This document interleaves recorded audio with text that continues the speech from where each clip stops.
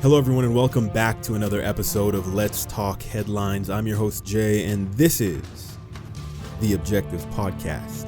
I have absolutely breaking news right now, folks, and when I read these headlines, when I got the updates, I knew that I had to hop on and definitely break this news to my followers. President Donald Trump fired James Comey, the FBI director. An individual who has been at the center of a lot of political controversy.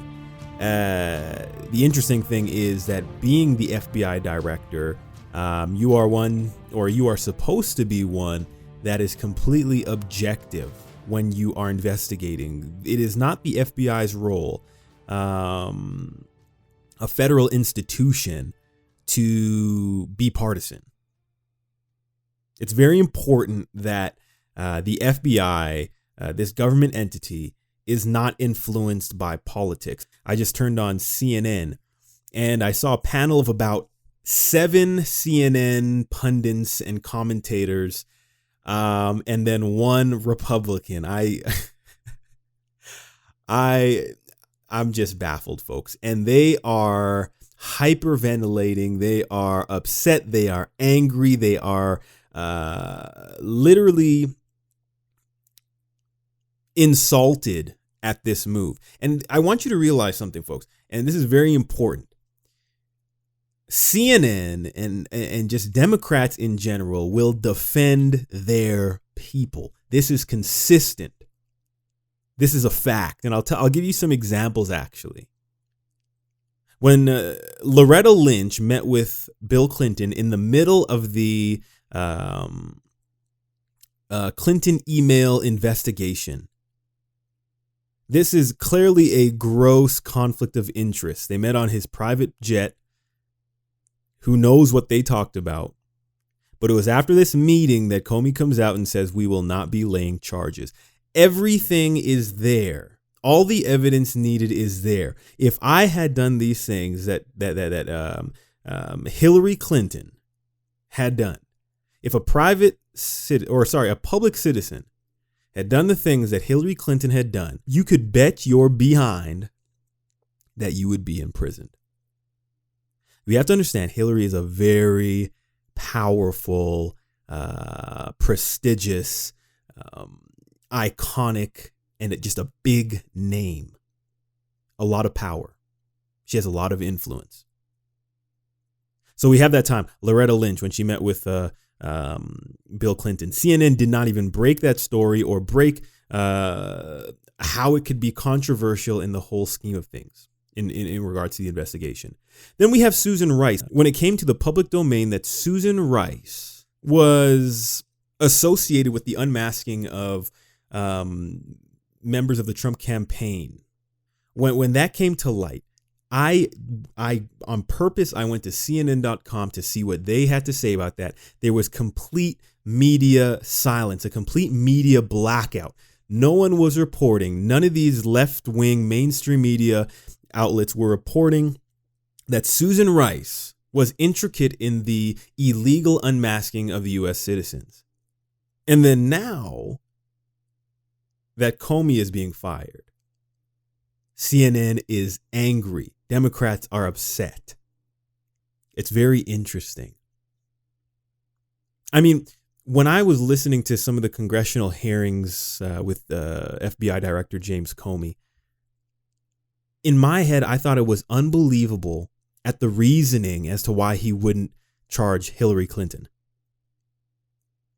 He's saying, despite all things, despite her carelessness, despite her recklessness, despite all of these things, there's no mens rea, meaning there's no intent. But it's important to know that in that law, the elements of the offense, intent is actually not one of them. In order to prosecute and charge and convict someone for the offense of leaking, well, not leaking, but the mishandling of classified information, setting up your own private server, and then pretty much trafficking classified information, the mishandling of classified information. There is no element of intent needed to lay the charge. Yet, despite all of this, Comey would not recommend that charges be put forth. This is unprecedented. Never in the history of any attorney have you had all of these red flags and then you don't recommend charges or follow-up. It's simply baffling. And so it says here, one of the headlines on Fox, it says President Trump's seemingly abrupt decision Tuesday to fire FBI Director James Comey was made at the recommendation of top Justice Department officials who claimed that his controversial handling of the Hillary Clinton email case last year rendered him unfit for the position. I completely agree. This is not the first time that I'm agreeing with this, but ever since, like I said, I listened to the congressional hearing with James Comey, I knew that something was up. I knew that he could not be trusted. It was a gross neglect, travesty of justice, and just unbelievable. And that's why I said, I looked at this and I said, it's about damn time.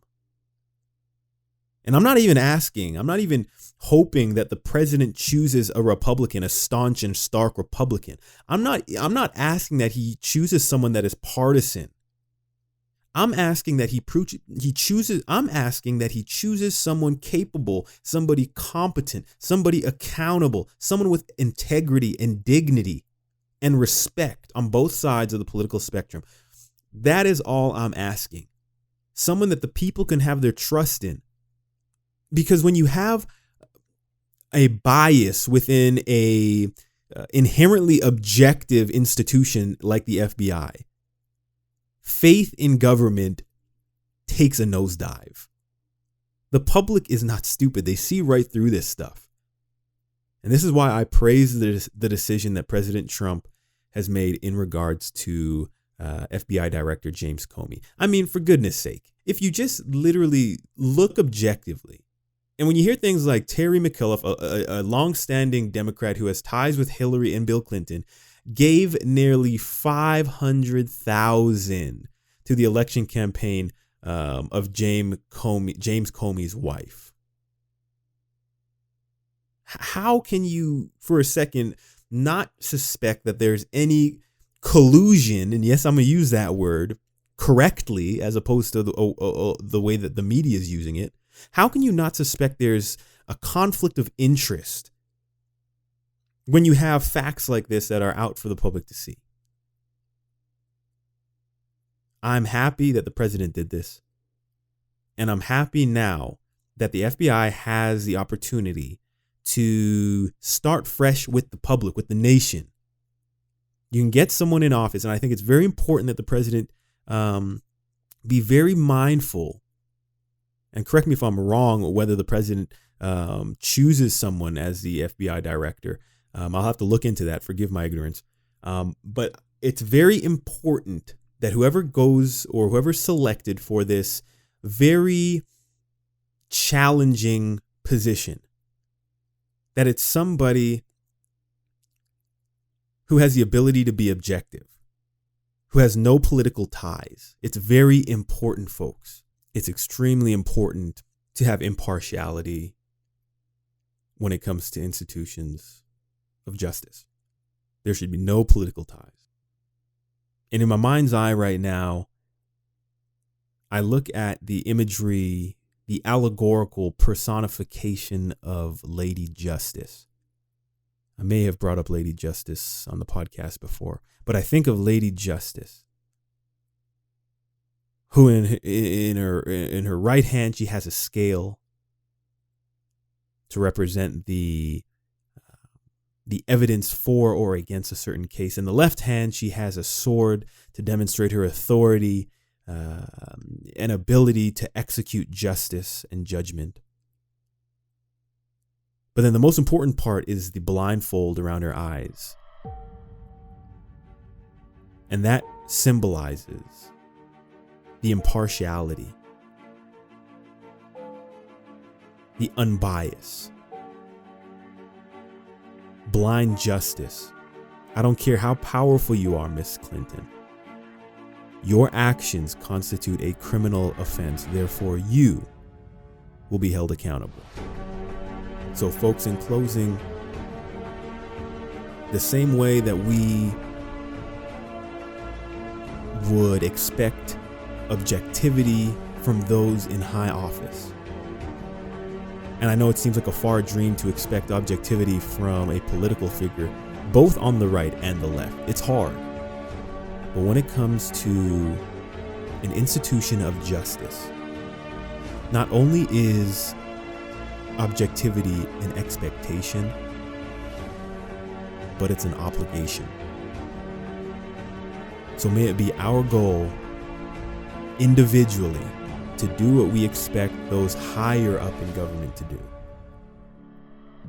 Let's make it our goal to be objective. Thanks so much and have a good night.